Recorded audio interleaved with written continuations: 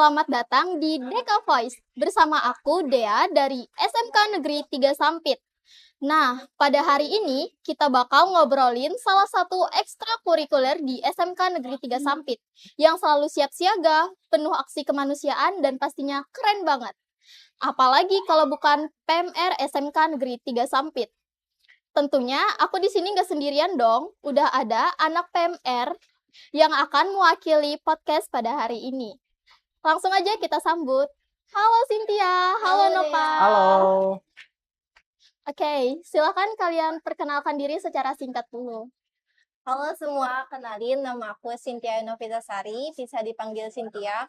Aku dari kelas 12 Desain Produksi Busana yang saat ini menjabat sebagai Ketua PMR SMK Negeri 3 Sampit masa jabatan 2026. Halo semuanya, aku Nopal. Nama panjangku adalah Muhammad Apamadani dari siswa 11 TSM, jabatanku di PMR sebagai penolong utama. Oke, jadi di sini sekarang udah ada hadir Ketua PMR dan anggota PMR ya. Tentu saja kita akan mengupas tuntas mengenai dunia PMR. Langsung aja ke pertanyaan pertama. Jadi banyak orang yang mengira bahwa PMR itu hanya sekedar belajar mengobati luka. Namun sebenarnya PMR itu apa sih? Oke, baik. PMR itu merupakan singkatan dari Palang Merah Remaja yang merupakan ekstrakurikuler yang ada di sekolah. Jadi, PMR ini dinaungi oleh Palang Merah Indonesia atau PMI yang kegiatannya apa aja tuh? Kegiatan PMR itu sebenarnya tuh nggak cuma di sekolah ya, kadang tuh ada latgab di luar, atau kita bisa kayak ngumpul donasi untuk kayak kecelakaan, atau kayak donasi bencana alam, kadang tuh nggak cuma di sekolahan. Jadi kegiatan PMR ini bukan yang ekstrakurikuler hanya berada di sekolahan, tetapi bisa juga kegiatan ekstrakurikulernya di luar, kayak kegiatan bakti sosial, seperti itu. Oke, hal apa yang membuat kalian tertarik untuk bergabung dengan PMR? Hal apa yang membuat kita berdua tertarik gabung ke ekstrakurikuler PMR ya? Mungkin dari aku dulu kali ya. Ya. Alasan aku tertarik untuk bergabung ke ekstrakurikuler PMR ini pertama karena aku mau mencari pengalaman dan mencari ilmu.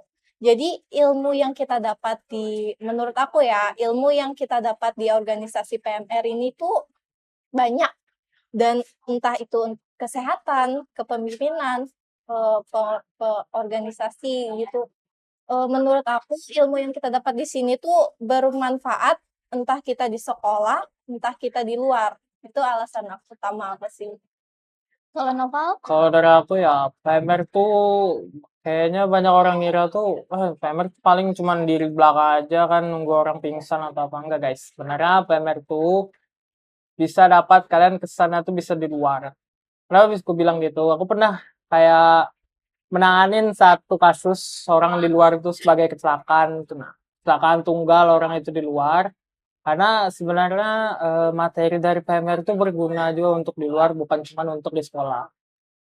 Ya, jadi manfaatnya tidak hanya kita sendiri yang merasakan, tapi orang di sekitar kita atau orang yang kita temui itu juga merasakan manfaatnya dari ilmu yang kita dapat di PMR ini. Sangat bermanfaat ya. Iya, Kalau untuk Cynthia nih, ya. tantangan terbesarnya ketika menjadi ketua itu apa? Oke, tantangan terbesar ketika menjabat sebagai ketua PMR ya. Sebenarnya tantangan terbesar saat aku menjabat sebagai ketua PMR itu mungkin adalah menyatukan isi pikiran dari semua anggota. Karena setiap anggota itu pasti mempunyai pendapat atau pemikirannya masing-masing kan. Jadi menyatukan pemikiran itu agar selaras itu tantangan terbesar sih. Jadi bagaimana cara kamu untuk mengatasi itu? Oke, cara aku mengatasinya itu dengan musyawarah sih. Dengan musyawarah, jadi kita mengumpulkan berbagai pendapat, kita satukan, dan kita bicarakan kembali. Kalau untuk Nopal, tantangan terbesar apa yang pernah kamu hadapin baik di sekolah maupun di luaran sana? Kalau untuk aku ya, tantangan terbesar tuh kayaknya kalau di sekolahan nggak ada sih. Paling kalau yang paling cepat tuh kayak orang sesak napas. Nah, sebenarnya orang sesak napas tuh kalian semua nih, sebenarnya orang sesak napas tuh nggak boleh dikerumunin. Titik. Nggak boleh kalian kerumunin. Biar itu tuh saudara kalian, pacar kalian, adikmu, siapapun itu nggak boleh dikerumunin. Karena kalau orang sesak napas nih, kalian kerumunin, makin sesak. Satu, kalau orang sesak napas, jangan panik. Netralkan semuanya, hilangkan orang-orang di sekitar dia, kasih oksigen. Tanya dulu korbannya, apa korbannya mau dikasih oksigen atau enggak. Itu sih kalau di sekolahan tuh kadang tuh dikerumunin aja ya susahnya. Kalau di luar tuh terakhir pernah nanganin orang kecelakaan. Kecelakaan tunggal, dia jatuh dari motor, apa namanya tuh dia kronologi awalnya sih dia jatuh karena di tikungan ya. Di tikungan lepas, dia masuk parit, terus diangkat. Nah, pas diangkat tuh guys, sebenarnya itu tuh kakinya tuh patah. Jadi patahnya tuh ngampleh gitu. Pahanya tuh udah ini kaki kan patah. Pahanya tuh udah masuk ke gini. Jadi itu penolongku sebagai ekspresinku ya, sebagai penolong utama tuh ngelihat kayak ini nggak boleh langsung diangkat nih.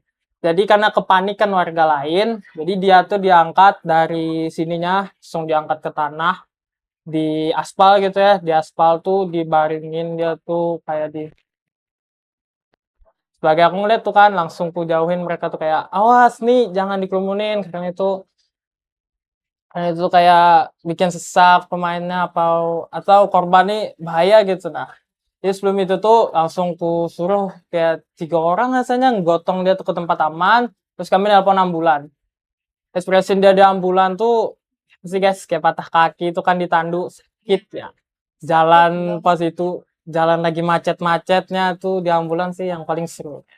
Jalan selama karirku di PMR tuh kayaknya paling seru tuh di ambulan sih. Ngantar orang sakit tuh. Iya. Pernah gak sih kalian itu ada momen ketika kalian itu hampir menyerah? Karena kita itu sebagai manusia itu pasti ada fase up and down-nya kan. Iya. Ketika kita berada di fase down, itu sangat manusiawi kita merasakan untuk menyerah. Jadi gimana cara kalian untuk mengatasi hal itu? Gimana cara kalian untuk bangkit? Gimana cara kalian untuk meyakinkan diri kalian bahwa kalian itu bisa? Oke, mulai dari aku dulu ya mungkin sebagai ketua PMR. Jadi cara aku mengatasi diri aku saat aku lelah atau saat aku mau menyerah sebagai ketua, itu aku selalu mengingatkan diri aku kan, kayak aku sudah dipercaya nih sama anggota-anggota aku. Masa aku yang dipercaya sama seluruh anggota aku menyerah kayak gitu. Jadi itu tuh salah satu motivasi aku ketika aku lelah, ketika aku mau menyerah. Aku tuh sudah dipercaya loh sama anggota-anggota aku untuk mengemban amanah ini. Jadi aku semangat aku tuh bisa kembali lagi karena aku ngelihat anggota-anggota aku tuh semangat juga seperti itu. Jadi semangat baru buat Iya, kamu ya. betul. Jadi aku kayak wah pantang menyerah aja gitu. Kalau aku tuh kan sebagai penolong utama ya, pesan aku tuh jangan pantang menyerah tuh karena kita sebagai penolong tuh kadang tuh harus mikirkan nih nyawa korban. Karena berat sih kayak itu nih nyawa gitu nah, dia harus mempertaruhkan nyawa. Seperti kalian tuh di ambulan tuh ngebawa ke rumah sakit itu kan nyawa orang tuh kadang bisa beribat fatal gitu kan di jalan tuh kayak keterlambatan seperkian detik pun itu bisa nyawa bisa hilang atau gitu kan kadang sesak napas tuh dikerumunin atau apa tuh kan kadang ada tuh orang kayak ngeyel tuh Bikin aku panik ini kan. kan bikin panik kan kadang tuh ya nggak paham tuh kadang tuh malah ngerumunin ini nih sebenarnya nggak boleh gitu kadang orang pingsan kayak ayo bang angkat ini kan sebenarnya itu tuh nggak bisa gitu tuh orang jangan gitu orang kecelakaan tuh pun nggak boleh sebenarnya itu langsung diangkat nggak boleh nggak bukan cuman kayak bukan dari orang PMI ya yang bilang kayak orang dari dokter semua kepolisian juga bilang tuh nggak boleh sebenarnya saya kurang tahu ya tapi sejauh ini kayaknya sempat ada prosedurnya dan sempat dengar tuh kecelakaan tuh nggak boleh langsung diangkat karena kalian bisa dituduh sebagai pelaku guys tunggu kayak hubungi ambulan atau hubungi orang PMI untuk bisa menanganinya korban itu. Aku ada dengar-dengar nih, Ya. kalian itu ada yang lolos kegiatan ke tingkat nasional kan? guys. Boleh diceritain nggak gimana awal mulanya kalian bisa mengikuti kegiatan tersebut? Oke, kayaknya dari aku dulu ya. Ya, boleh. Kegiatan nasional tuh sebenarnya tuh kami berdua ya guys, ya. Ya, Di kayak di tes seleksinya tuh sebenarnya kami berdua.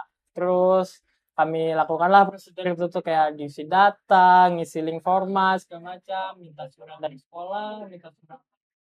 TPP sempat nggak? enggak. Nggak sempat TPP. Terus kami kesehatan untuk dinas kesehatan pokoknya lah, dinas kesehatan diri gitu. Terus kami ajukan ke sekolah, minta surat dari sekolah, minta surat dari kepala sekolah segala macam, udah fix. Karena terus rupanya rezekinya itu ke Cynthia yang Iya. berangkatnya. Jadi kegiatan ini untuk informasi aja ya. Nama kegiatan ini Kemah Sekolah Sehat. Jadi Kemah Sekolah Sehat ini diadakan oleh Direktorat SMK di baru tahun ini aja. Jadi tahun ini adalah tahun pertama kegiatan Kemah Sekolah Sehat itu. Dan setelah proses seleksi panjang, alhamdulillah aku berhasil mewakili Kalimantan Tengah di tingkat provinsi untuk mengikuti pesta kemah kawan SMK di Jakarta. Seperti itu. Keren Iya. banget ya. Iya. Ketika kamu lolos tuh, gimana reaksi kamu, perasaan kamu gitu? Jujur saat aku lolos ya, aku tuh nggak pernah menyangka sih bisa lolos karena bayangin satu Indonesia 38 provinsi salah satu orangnya itu yang lolos itu aku kayak menyangka banget sih sebenarnya, apalagi mewakili Kalimantan Tengah kan, mewakili provinsi, jadi sangat tidak menyangka dan sangat bersyukur.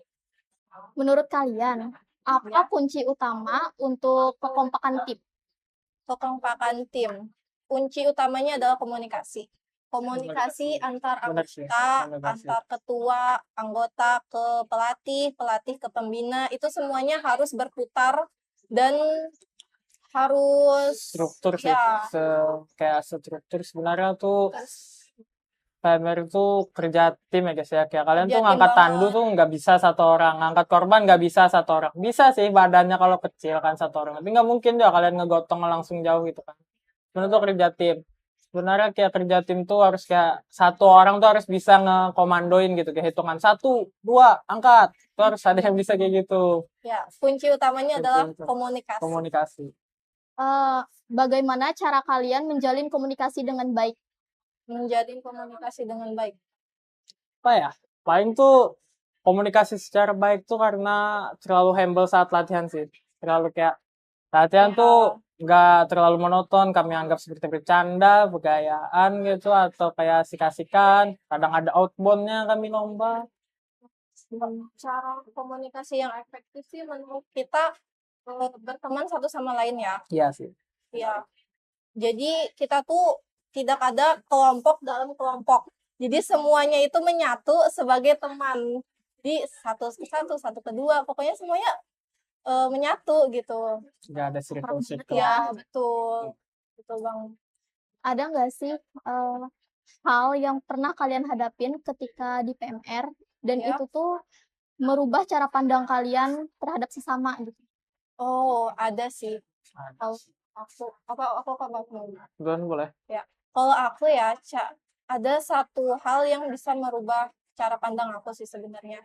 Itu sifat empati. Aku bisa lebih berempati ketika aku mengikuti ekstrakurikuler ini, terutama terhadap teman-teman kita sebaya atau terhadap orang-orang sekitar. Karena ternyata kalau orang sakit itu kita nggak boleh, kalau di PMR ya kita nggak boleh bilang itu lebay, kayak lebay kamu gini doang sakit, kayak pacaran boleh. nggak boleh, karena kita tahu apa yang dia rasakan gitu. Nah, kayak lebih bisa berempati. Kami juga pernah ikut penggalangan dana ya waktu bencana Sumatera Bencana di Sumatera. yang banjir kemarin. Nah, itu penggalangan dana. Jadi kami bekerja sama dengan PMI itu membantu menggalang dana. Jadi kami di pinggir jalan sambil megang Wadah gitu sih. gitu, Terus minta-minta di jalan. gitu. Dan ternyata banyak juga orang yang simpati itu Iya, sebenarnya. berempati. Iya. Jadi gitu sih. Meningkatkan jiwa empati aku sih sebenarnya. Kalau dari Nopal gimana? Kalau dari aku ya ikut PPR ini sebenarnya kemanusiaan tuh. Ya. Kenapa kemanusiaan? Kayak kalian tuh ngeliat orang tuh kayak kecelakaan tuh sebenarnya tuh kadang kalau orang nggak tahu materinya tuh ini tolong nggak, ditolong nggak gitu kan? Kadang Iya. tuh mau ditonton aja nih, tapi kasihan wajib ditolong. Kayak gitu guys. Sebenarnya kayak soft skill kita di PMR itu berguna banget buat di luar. Terus kayak empati gitu kadang perlu. Bener sih kayak Kak Cynthia tadi bilang, sebenarnya kalau orang sakit tuh nggak boleh dibilang lebay. Iya. Ya karena benar kita nggak tahu dia tuh sakit Benar. beneran, Iya. dia sakitnya di mana tuh nggak tahu. Ya sih paling. Gitu. Sejauh ini kalian bertahan di PMR, Ya. ada nggak hal yang bikin kalian tuh mau nyerah atau mundur dan PMR? Oke. Menurut aku nggak ada. Ekstrakurikuler PMR ini karena aku bergabung karena aku ingin menambah pengalaman dan menambah ilmu aku merasa organisasi PMR ini atau ekstrakurikuler PMR ini nih bisa berguna untuk aku sendiri maupun orang-orang di sekitar aku gitu loh. Ilmunya itu tetap kita rasakan walaupun kita sudah tidak tidak tergabung dalam organisasi PMR lagi gitu atau saat kita sudah lulus ilmunya tuh bakal tetap ada dan tetap bermanfaat. Kalau dari aku tuh sempat mau bolos ya Sin ya. Oh Iya, sempat mau bolos dia ini latihan sebenarnya. Niat nggak niat tuh sebenarnya awalnya tuh. Awal pertama masuk tuh kayak ngerasa apa sih cuman kayak ngangkat orang dong kayak gini ngangkat satu orang kan bisa gitu kan paling tuh kayak prakteknya nggak semudah itu ya guys ya nggak semudah yang kalian jalankan atau kalian rasakan jadi rasanya menyerah kayaknya ada sebenarnya ada tapi aku bangkit lagi tuh karena aku ngerasakan kayak pernah nolong orang tadi sih kayak kecelakaan di ada jalan rasa tuh bangganya ya nggak sebangkanya sih? nolong orang nih.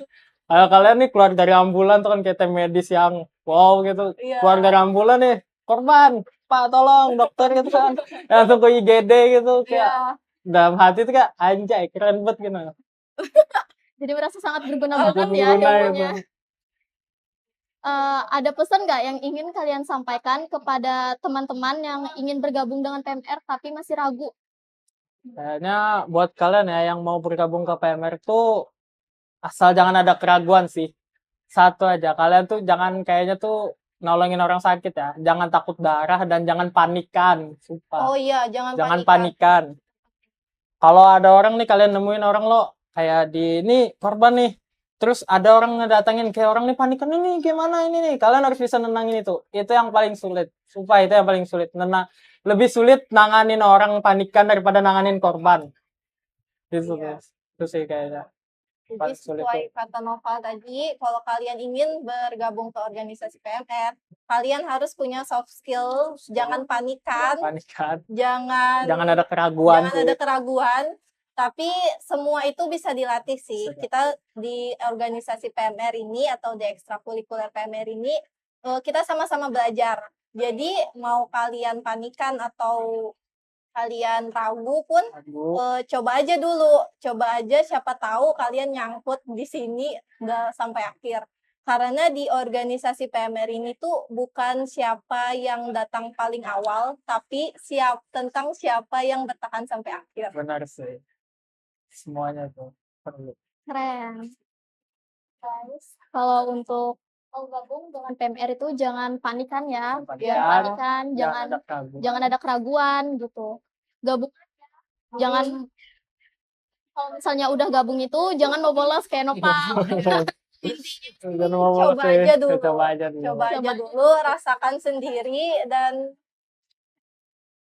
dan ya enjoy aja. impresif kayak di latihan tuh sebenarnya guys ya kalau kayak awal masuk tuh kadang tuh pasti nih semua orang tuh kayak ngerasa boring lah latihan gini doang lah main bolos naik keluar gitu kan enggak pas kalian ngerasainnya itu di lapangan kayak kalian bertugas satu pacara terus kayak di luar nih kalian nanganin ini gitu kayak ada orang kecelakaan kalian nanganin tuh kerasa banget itu tuh ilmunya tuh sangat berguna rupanya. Sangat berguna. Sangat amat berguna sih sebenarnya Dan PMR juga tuh asiknya tuh mungkin gak di awal ya, tapi di Asik. pertengahan itu kamu sudah bisa ngerasakan, wah ternyata seru banget ya PMR kayak gitu. Jadi coba aja dulu intinya dan jalanin aja. Satu lagi nih, fun fact-nya tuh kadang tuh PMR itu orang tuh ngira kayak paling nolongin orang kecelakaan, paling nolongin orang sakit nggak guys. Sebenarnya PMR tuh ada namanya PK, penanggulangan keluarga. Jadi kalian tuh kayak ngerawat orang sakit nih, kerabat di rumah. Kayak ngasih orang makan, ngerapiin tempat tidurnya kayak mana, cara cara nanganin dia sakit kayak mana, ngebersihin dia. Ya kasarnya tuh dalam konteks ngebersihin ini ngemandiin. Ngemandiin orang sakit tuh kayak mana, ngasih makannya kayak mana, ngatur tempat tidurnya kayak mana, itu sih. Jadi intinya ilmunya tuh gak cuman berguna di lingkungan sekolah, tapi di lingkungan keluarga juga, di lingkungan masyarakat tuh berguna juga. Banyak manfaatnya ya. Iya. Telah berada di ujung podcast kita hari ini. Terima kasih untuk Nopal dan Cynthia Sama-sama deh ya. karena telah berkenan untuk menghadiri podcast pada hari ini. Oke, jadi kami juga berterima kasih banyak kepada Dea karena telah mengundang kita berdua untuk ngobrol bareng-bareng, mengulik bareng-bareng tentang PMR ini.